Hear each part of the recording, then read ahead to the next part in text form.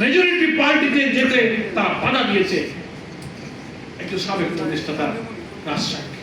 এই জন্য 9 তারিখের আগে আমি বগুড়ার রিটার্নিং অফিসার, যারা প্রিজাইডিং বলিং থাকবেন, যারা পুলিশ থাকবেন, যারা বিজিবি থাকবেন, আনসার থাকবেন এবং যারা এজেন্ট থাকবেন, প্রত্যেককে যার যার জায়গায় নিরাপত্তা থাকার জন্য।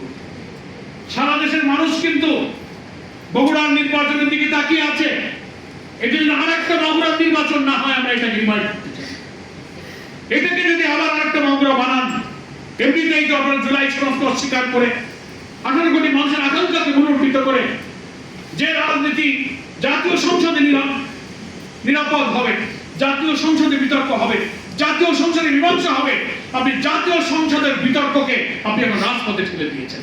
আমাদের আমির জামাত ডক্টর শফিকুর রহমান বলেছেন, আমরা চেয়েছিলাম এই জাতীয় সংসদে জনগণের এত রক্ত ছাড়া জুলাই সনদ বাস্তবায়ন হবে, আমরা একটা নিরাপদ বৈষম্যহীন মানবিক বাংলাদেশ করব, কিন্তু আপনারা সেটা করতে দিলেন না। এই সংকট আপনারা এখন রাজপথে জনগণের কাছে ঠেলে দিলেন।